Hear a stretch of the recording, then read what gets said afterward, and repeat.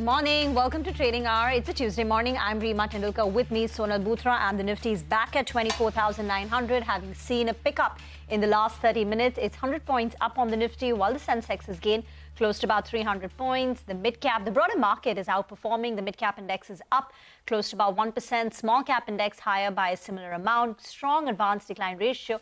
And finally, Sonal, some reprieve after 6 days of a complete bear attack. Markets have bounced back. And, if you see that intraday chart, you can see that there is some momentum on the upside, right? Even if there has been a little bit of profit booking, we've come back again. So that's, a good thing. And then again, you've got banks which are doing well and providing that support. And how? They're above that 51,000 mark. HDFC Bank, which has been languishing in last 2-3 trading sessions, that has made a comeback and contributing to the gains that we are seeing on the Nifty Bank as well. The contribution chart should also come up for you on the screen, because that's just suggesting how some of these sectors are contributing to the Nifty gains that we are seeing right now. In fact, when we started the show, the Nifty was up around 95 points. It has picked up pace further. So we have something like an HDFC Bank, of course, it's supporting by around half of the gains that we're seeing on the Bank Nifty currently. We have the Nifty CPSA index that has made a comeback as well after falling, and the fall was consistent with some of these PSU names as well. So big moves coming in, but the big question, of course, remains whether the dip that has been bought into continues, sustains or consolidates at these levels, because last couple of trading sessions, as Reema mentioned, we have seen a consistent fall as well. But that's all about our own markets and what's happening there. We also have to discuss the fundamentals of the market. So let's get going. Gautam Baid, equity advisor at Complete Circle Stellar Wealth PMS, joins us now. Gautam, good morning. Thank you so much for joining in. And we are speaking after a long time and at a time when there's so much happening. Globally, in India as well, we are talking about state election results coming through. We are talking about geopolitical tensions in West Asia, and we are talking on a day where we are seeing some green on the screen after 6 days of consistent decline. How are you looking at Indian markets right now? We have been talking about elevated valuations. And what about this big China versus India debate? Sure. So hi Sonal, hi Reema. Thank you for having me on your show. We are witnessing a phase of very heightened volatility across global markets and the Indian markets, primarily driven by a host of global and domestic factors. On the global front, you have the US presidential elections scheduled for next month, the outcome of which is highly uncertain. And you also have the tensions in the Middle East, because of which we have had a sharp rise in the oil prices, which in turn has tempered expectations of a sharp rate cut by the Reserve Bank of India. On the domestic front, you have had SEBI clamping down on the FNO segment through a series of regulations. They have also included the SME stocks under ESM. That has further dampened sentiment. Add to that expectations of a soft Q2 by Quarter India, and the result is the recent sharp sell-off which you have seen, which has been further heightened by the rotation away from the Indian markets to the Chinese markets. We have seen FI selling of almost 50,000 crores in the last 1 week itself, which is a very large number. So we have to carefully observe the trends over the next few days and weeks to understand whether this has become a sell-on rallies market, or whether we'll bounce back to all-time highs after this recent sell-off. So this is the time to be a risk manager and to focus on portfolio construction. Focus on those stocks with very strong earnings visibility and which have got sectoral tailwinds, because once the mid caps and the small caps stabilize, those will be the stocks to bounce back to all-time highs, whereas stocks with highly leveraged balance sheet, bad corporate governance, negative operating cash flow, those stocks will struggle to recover back to all-time highs. So be very focused on the quality of your portfolio at these times. Gautam, what's your own gut? But are we in a prolonged period of a downturn, maybe some price time correction, or do you think we bounce back very quickly to our all-time high levels? Your own gut feel and view about this.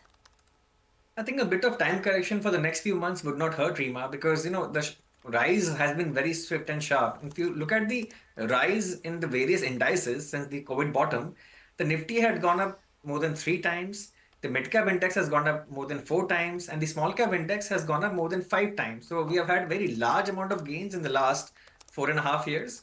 So, undergoing some time correction and just consolidating around these levels will be pretty healthy for the market. So from here on, it will be more of a stock pickers market.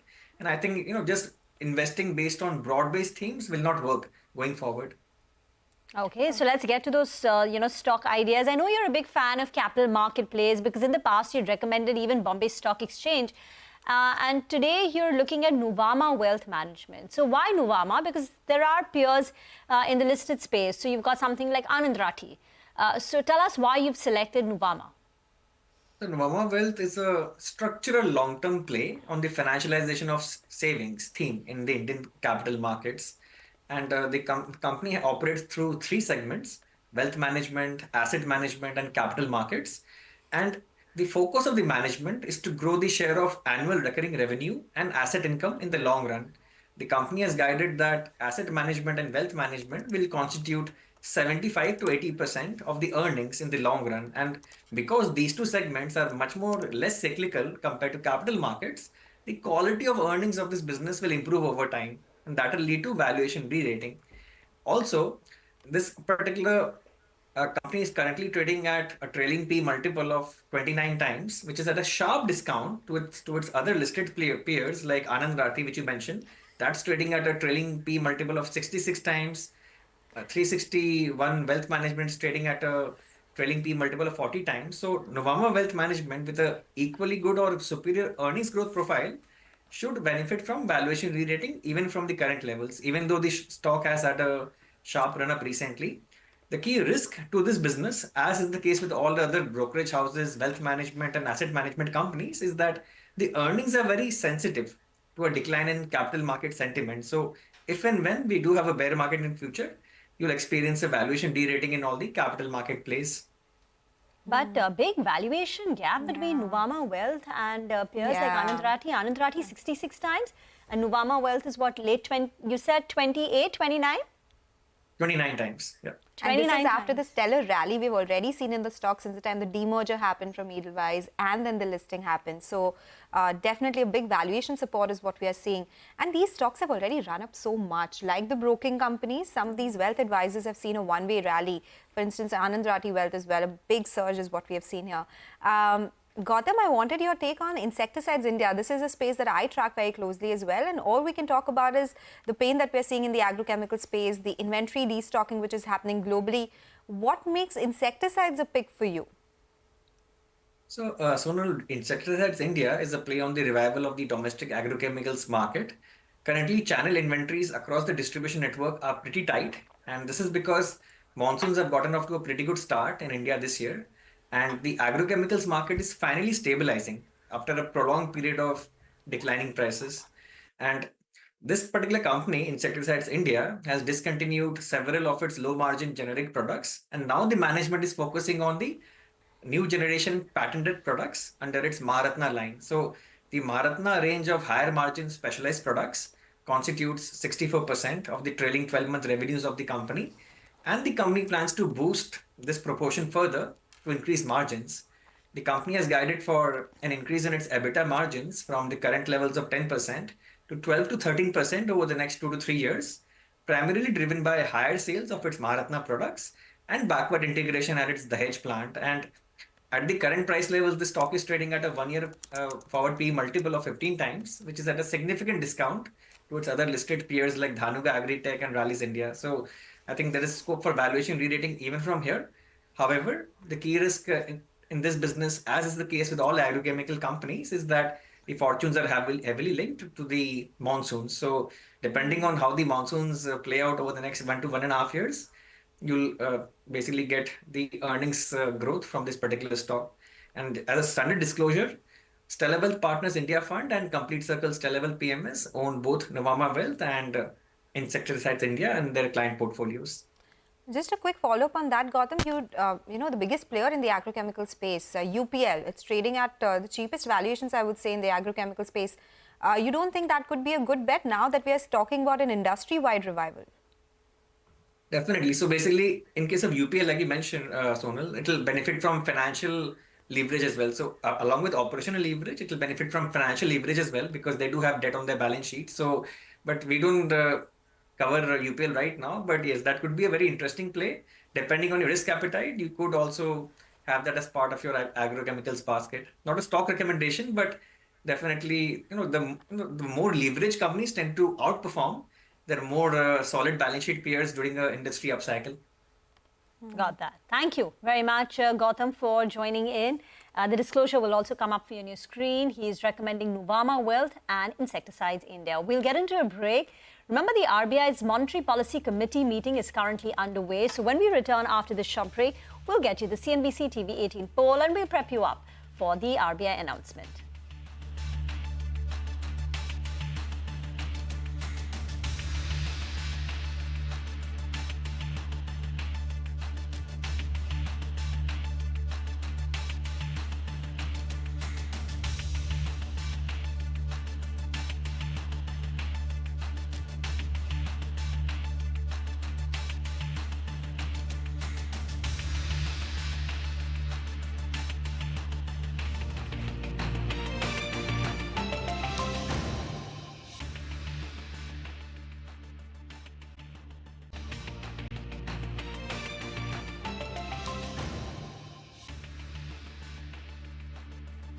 Welcome back. You're still tuned into Trading Hour. Well, the RBI's Monetary Policy Committee meeting is underway and a CNBC TV18 poll shows that the street is expecting no change in rates but a small chance for a shift in stance to neutral in tomorrow's policy. Ritu brings us the key findings of this poll.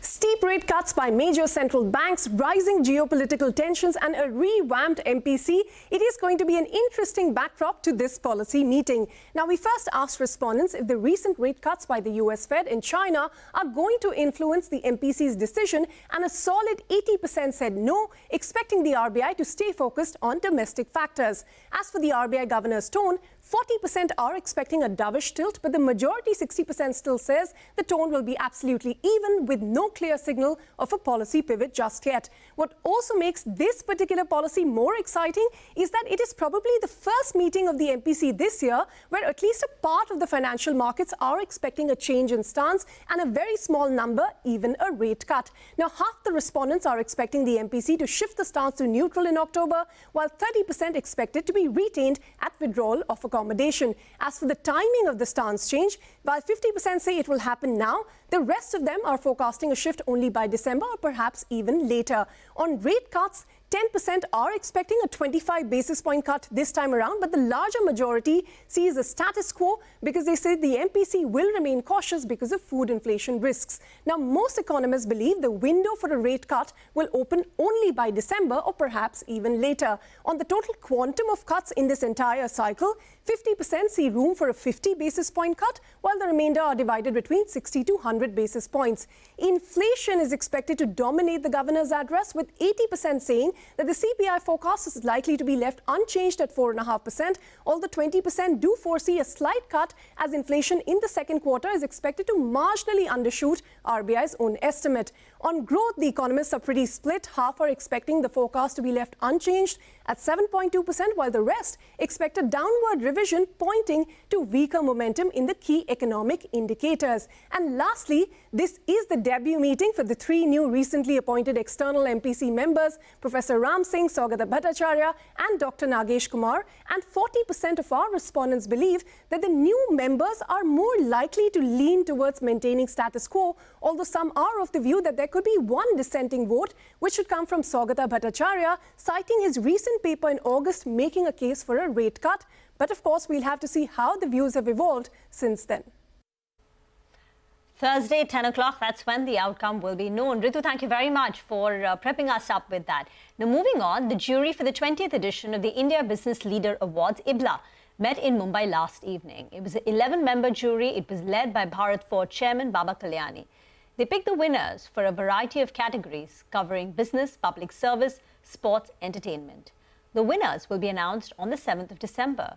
The jury held a robust discussion on each category in a meeting that lasted nearly 3 hours. CNBC TV18 Shireen Bhan sat down with the jury members after their deliberation to discuss the growth prescription for India over the next 25 years. When asked what India needs to do over the next quarter of a century to become a developed economy, the jury came up with several interesting ideas. Take a listen.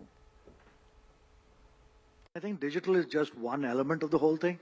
It really comes down to the basic aspects of confidence linked with ambition. If confidence links with ambition, you will get dramatic growth. And I think that's what we've seen in India. But I really think it's the beginning. India today is far more confident than India has ever been. That linked with ambition and setting the mindset where you think about the global stage as opposed to the local stage will just take us to a completely different level.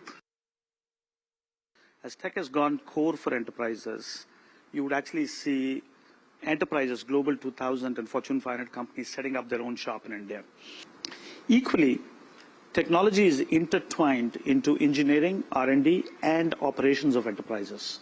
So you're going to see a variety of things happening, all the way from operations to engineering services to tech services. So India is actually going to be the office of the world in the next 25 years, for sure. For India, it will be growth and green growth. So for India, it will be, we have to invest in normal growth and green growth. And the estimate is that over the next 10 years, we'll have to invest $1 trillion for the green part alone.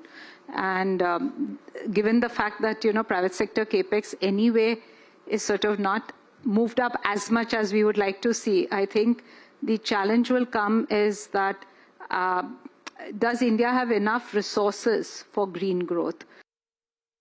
I think we haven't yet built the $50 billion companies in India from the startup world. I would say in the next decade, we'll have at least 10 of those, probably $55 billion plus companies, and probably $250 billion companies. All built venture funded from scratch, brand new entrepreneurship that all emerged from post 2008, 2010, when the venture capital industry sort of came to being. Well, interesting discussion there, talking about digital India, how India is going to be an office for the world, green India, and even the contribution of, VCs and PEs to the development of India and making India a developed economy. Get into a break. We'll come back and discuss market technicals. Mitesh Thakkar joins in with his top trading bets.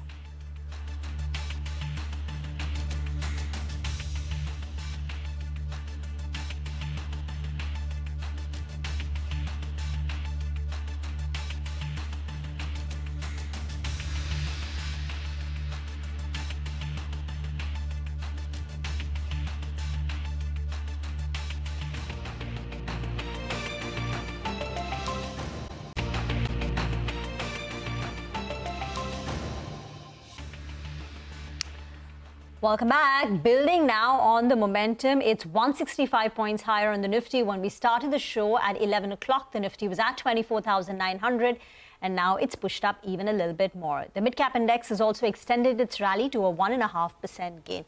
Mitesh is now with us for a quick technical check on the markets. Mitesh, is there a trade intraday? Do you see this momentum lasting? Can we close at even higher levels? So, I think today morning I had this view that we might have a bounce back for two reasons. One, I think, of course, the ongoing election results are being displayed. And two, I think we've been extremely oversold. The bounce back can still extend. The first level of the upside, which I'm looking at, is about 25,025. And then possibly 25,000, 300, 350 zones could be tested. I would suspect in case the market will have the strength to go beyond that. So I think that should be it. But yes, as of now, it looks like that the bounce back is well on its way, and the market for at least a day or two could be trending against the declining move which had happened in the last few days. Okay. So there could be some reversal in the trend. Mitesh, which stocks would you bet on in a market texture like this? Bosch would be a buy with a stop below 37,000 for targets of 38,200. And, I've talked about some weakness coming in the IT names. They've started recovering. So the one which I'll watch on the upside is Infy. Infosys, if it starts getting past 1945, 1950 zones, it's about 0.5% below from there. Then I think it's a buy with a stop below 1925 for a target of 2,000. Okay. All right. Thank you so much, Mitesh, for joining in. Very close to that 25,000 mark right now. So we are at 24,972. We have the names like Bajaj Auto, Sun Pharma, M&M, Trent, all of them trading at the day's high. And HDFC Bank also is contributing to the gains that we are seeing right now. So we'll do one thing. We'll take a short break. Up next, we'll focus on some of these stocks that are buzzing in trade on the back of news flows and a lot more. Stay tuned.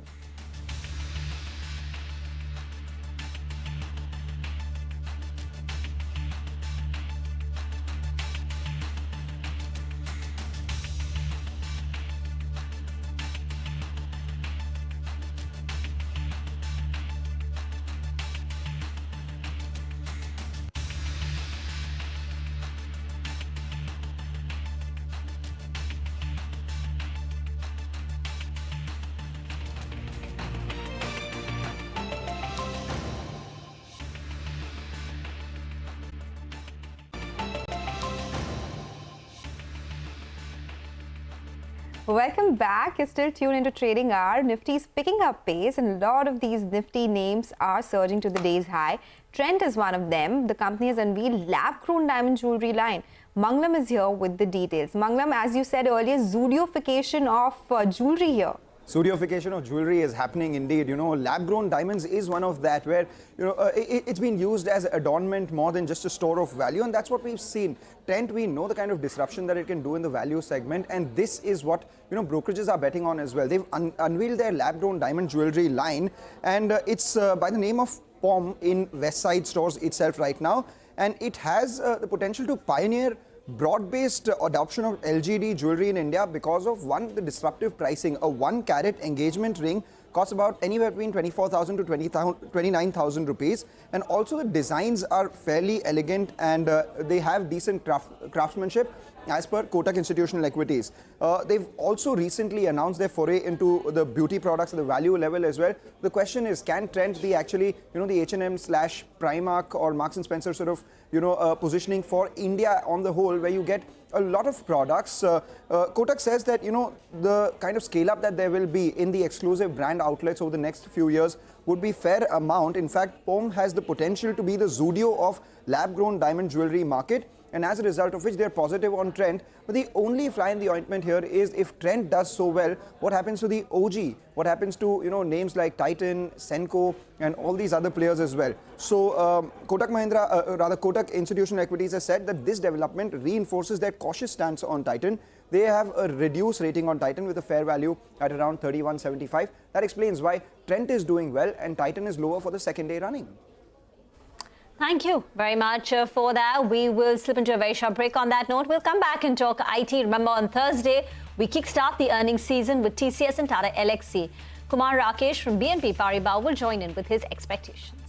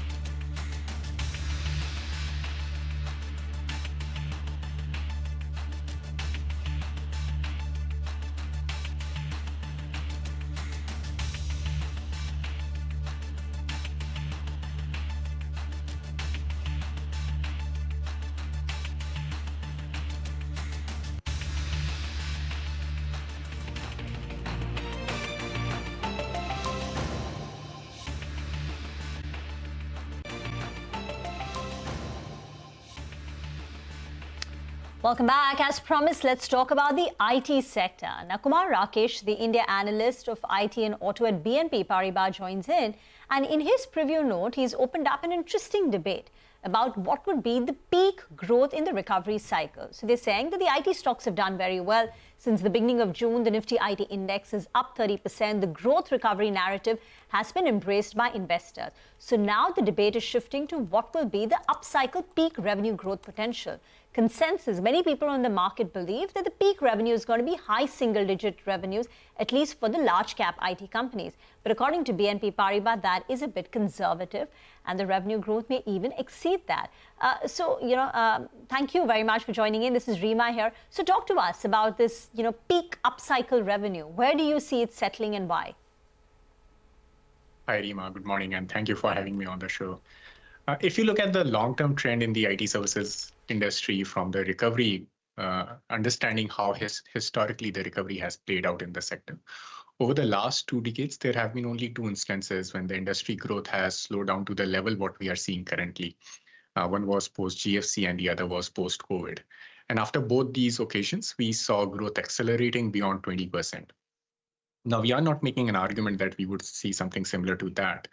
But what the consensus right now is building is reflecting largely a very usual cyclical recovery. But the trough which has been set by this down cycle is one of the most severe trough we have seen in the last 2-decade history. And that gives us a sense that plainly from the cyclical recovery perspective, there is a potential upside to revenue growth. But if some of the demand catalysts, such as GenAI, starts playing out later next year, we could start seeing significant upside to these revenue growth numbers. And that is where we think that the consensus is building expectations, which is quite conservative. The other way to look at these numbers from where the consensus numbers are sitting, if you look at the company's fourth quarter YOY growth number, where they would be exiting this financial year, most of the companies looking at, say, Infosys, they would be exiting going by what the consensus is building at about 7-8% YOY growth in the fourth quarter, and which is what the consensus is building for next financial year as well. That implies for the entire FY26, it implies there will not be any incremental pickup in the demand, which again looks pretty conservative to us. Bulk of the recovery would start playing out actually next financial year onwards. And hence there would be more upside to where the exit growth for this year would be. And both of it tells us that we possibly are going into upcycle with very conservative growth expectations heading into it. We were just chatting with Kawaljeet Saluja of Kotak Institutional Equities in the morning, and he said that for the large cap companies, he's anticipating a 7 to 9% revenue growth for FY26. What is your own estimate? And can Indian IT companies hit double digit next year, FY26? And can it sustain a double digit up move, a growth, say even in the subsequent year, FY27? So we are building closer to 10-11% in our estimates for FY26 and 27. So we would be above where the consensus is building their estimates. Part of the reason we already talked about, we also think that at some stage, the GenAI demand will start kicking in. If you look at the CapEx, which hyperscalers are doing, it's growing at a pretty fast pace. And for the rest of the decade, our team thinks that it will continue to grow at 11% CAGR, the CapEx in the data center build out, which the hyperscalers are doing. But the thing is that bulk of this CapEx right now is being used, the data center capacity right now is being used on the GenAI side is for training the model. 60-70% of the data center capacity is not generating revenue, but rather training the models. For inference, which is where the revenue generation opportunity kicks in, is only about 30% of the total capacity of the AI data centers. Now that is going to change through the decade. This high level of CapEx is going to continue, and then we'll start seeing higher share of inference kicking in later part of this decade. And as that starts happening, we would see much higher GenAI cloud revenue being generated for hyperscalers. And when that starts happening, there would be a lot of work which will get created for IT services companies for customization, implementation, and plainly maintenance of these large language models on those GenAI clouds. So there's incremental demand which is going to come around in the coming years, and that creates the additional growth opportunity for the sector, and that's something which we have partly building into our estimates. Sorry.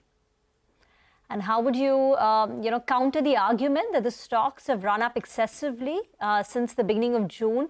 The IT index is up 30%. Individual stocks, even large caps, have seen a rally, going up to nearly 40%. Have they priced in all the good news? So first, the context why the stocks have rallied. That was a reflection of significant under ownership of the sector. Both foreign institutional investors as well as domestic, their ownership had fallen to about 8.5% of their total equity portfolio. This is the lowest we have seen in the last 10 years. And that was indicating a significant level of bearishness for the sector. Now that has started changing. Over the last 3 months, we have seen both domestic and foreign institutional holders increasing their weight in the sector. And that is something which has increased the valuation. Now, the question obviously arises that has that valuation pickup already priced in all the upside that we are talking about here? I think in this conversation, we'll have to bring in a little India context, that what is the valuation and how it is trading for rest of the sectors in India. If you look at IT sector valuation relative to the last 5-year average, it would be at a premium of about 22-23%. And when you look for the rest of the sectors, for most of the other sectors, they would be trading at much higher relative to their history, barring financial services. Almost every other sector valuation is much above their 5-year average, more than 23% premium that IT sector sees. The similar thing, if you look at from where the Nifty sector is trading relative to their prior peak in 2023 or prior, IT sector is only about 7-8% above its prior peak. Every other sector, including financial services, is much above their prior peak in their sector. So I think we'll have to bring in this India context that across the sectors, we have seen significant valuation re-rating. And in that context, the re-rating that the IT sector has seen is possibly at the lowest end. You said the FI domestic ownership in IT went down to 8.5% at the trough levels. What does it stand at right now? What's the number? It would be about 9.5% for foreign 9.5%. institutional. Yeah. For foreign institutional investors. Okay, got that. Yes. Particularly talking about TCS, we were doing a poll and the CNBC-TV18 poll throws up that TCS's top line revenue growth will be about 1.2%, 1.3% in constant currency terms.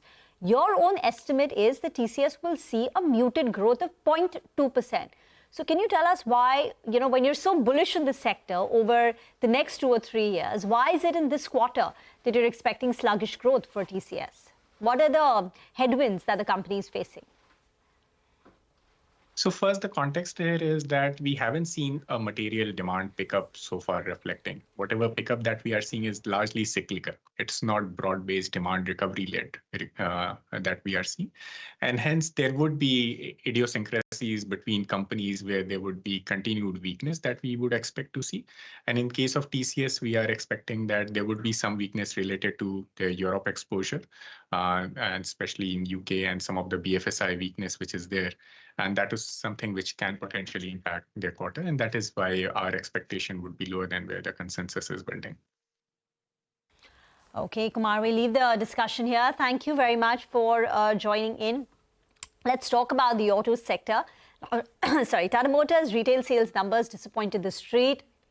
But on the other hand, M&M has seen a steep target price increase from CLSA and an upgrade too. Vinny joins in with the latest. Vinny. Yes, so in terms of Tata Motors, we're seeing a bit of a pressure coming in today. Tata Motors at one point of time, intraday, we had seen it touch its 4-month low level as well. So keeping an eye out on Tata numbers on the back of the JLR wholesale numbers that have come in, which is down by 10% for the quarter ended September. So Q2, 10% downtick is there. Overall JLR units that they managed to sell is around 87,000 units versus a 96,800 units last year. When you're comparing it on a quarter-on-quarter basis, also we are seeing a decline of around 11%. So seems like a bit of a pressure that we're seeing in terms of the wholesale numbers. Now, what impacted the numbers this time? One, there was a supply disruption that was impacting Tata Motors. Other than that, in terms of JLR sales, delay in dispatches that impacted the wholesale numbers for JLR. Jaguar mix, that also is seen that it's coming down in quarter two. And overall, when you're looking at it in terms of Range Rover Sport, Defender, the share of that has marginally declined versus last quarter. Last quarter, it was around 68% of these brands, and now it's come down to 67%. So key to watch out for this, though the management is optimistic for the second half of the year. So not much of a worry, but at least in the short term, some bit of a blip. Q2 seems like the impact of disruptions in terms of supply was the major reason for that. And that is why Tata Motors is down. UBS is maintaining a sell. They're saying China is no longer fast growing market in terms of the global car market. Premium cars might be more resilient, but market share loss is likely to continue for the company. So yes, that is what they're keeping an eye out on. JP Morgan too actually is maintaining the overweight rating. Weak wholesale numbers is what they are highlighting, and the mix, that is what they're watching out for. M&M, on the other hand, we're seeing an upgrade that's come in for M&M this morning from CLSA. They've upgraded the stock to an outperform target price of 3,400 rupees per share. They're saying profitable growth in SUVs, rising return on equities to drive sustainable re-rating for M&M, as well as mainly this is going to be led by XUV 3XO, Thar ROXX, as well as the upcoming EV models of M&M. That will be something that will drive the growth for the company going forward. They're anticipating an ROE of 20+% that one is expecting going forward, and the margins also is something that they're watching out for. So for FY 25-26, they've raised the EPS target by 5%. So keeping an eye out on M&M, that's trading on the positive side with gains of almost 2%. Okay, yes, a big mover on the Nifty pack. Thank you so much for joining us with all those details, Vinny. Time for a short break now. When we come back, we'll get you more on the markets on the other side. Stay tuned for that.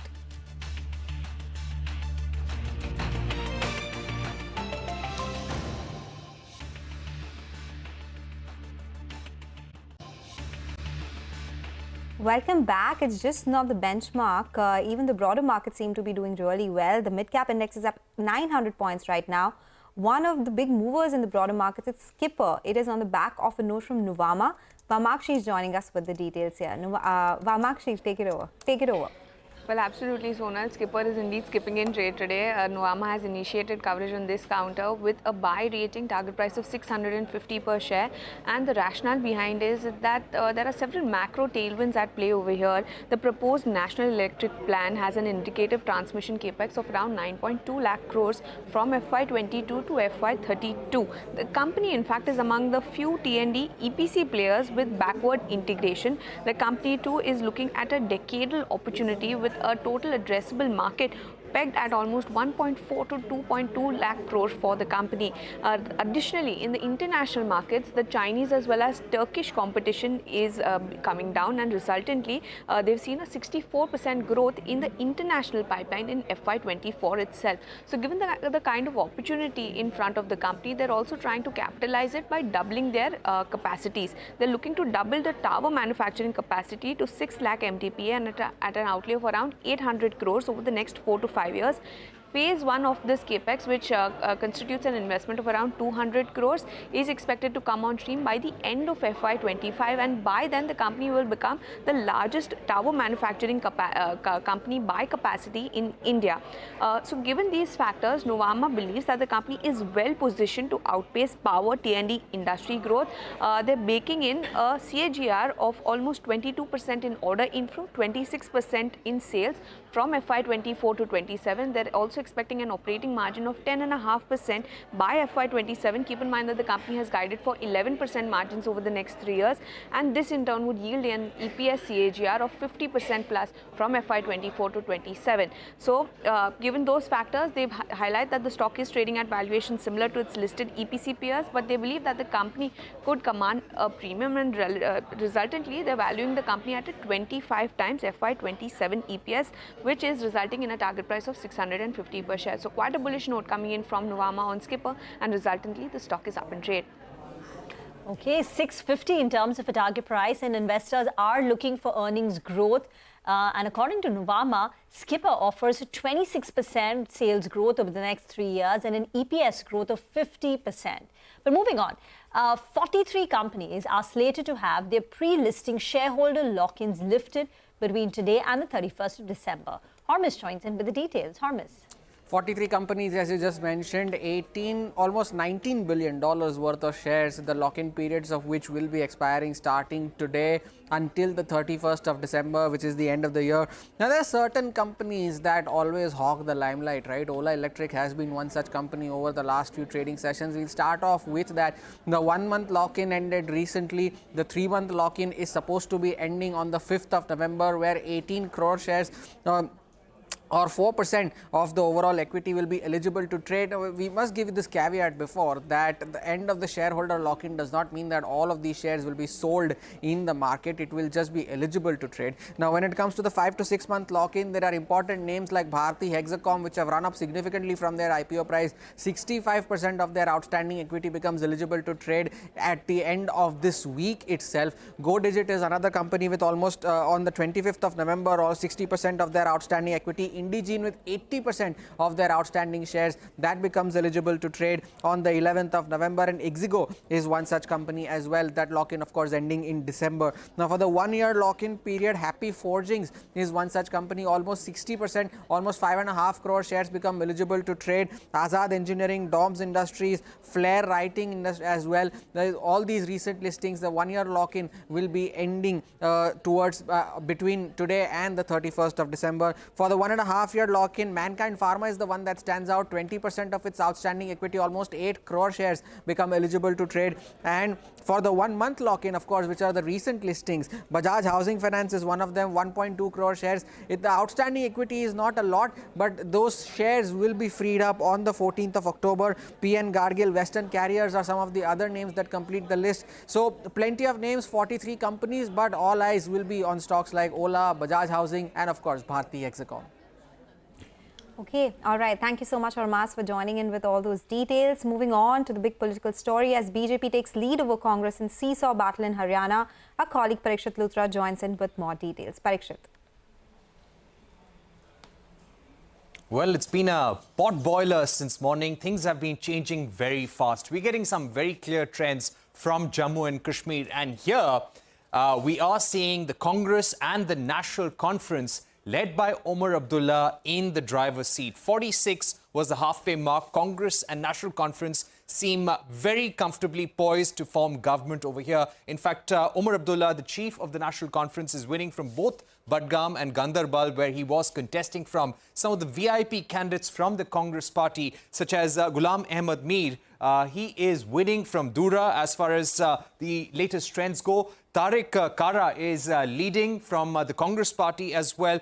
Two key BJP candidates whom we are tracking. For example, Ravinder Rana, he is trailing from Naushera. Mushtaq Bukhari of the BJP trailing from Suranhot as well. Now, what we are seeing across Jammu and Kashmir, that when you speak about the Kashmir Valley, the Congress and the National Conference are doing better in the Muslim populated areas. But if you speak about Jammu, the BJP has done relatively better. But this is clearly an election where we need to learn some lessons from. And the BJP will be watching these results closely, because this is the first election in the state in 10 years. Also the first election after the abrogation of Article 370 in 2019. If you speak about the Jammu and Kashmir PDP party, they're winning 3 seats. Iltija Mufti, the daughter of Mehbooba Mufti, has just conceded defeat on Twitter. Let me also go across to Haryana, where we are looking at a third term for the BJP. But can we call the election as yet? No, you can't, because it's just too close. 46 is the halfway mark. The BJP winning in about 49 seats right now. Nayab Singh Saini winning from Ladwa. He is the BJP chief minister, the sitting chief minister. Congress winning in about 35 seats. If you look at some of the issues which have hurt the Congress, for example, Kumari Selja, as far as our early analysis goes, there could have been an impact of the differences between the Congress leaders, Bhupinder Singh Hooda and Kumari Selja, which could have impacted. But BJP seems to be coming back to power in Haryana, but things are still very close right now. Back to you. Thank you, Parikshit, for that update. It's a wrap on Trading Hour from the entire team. Thank you for watching.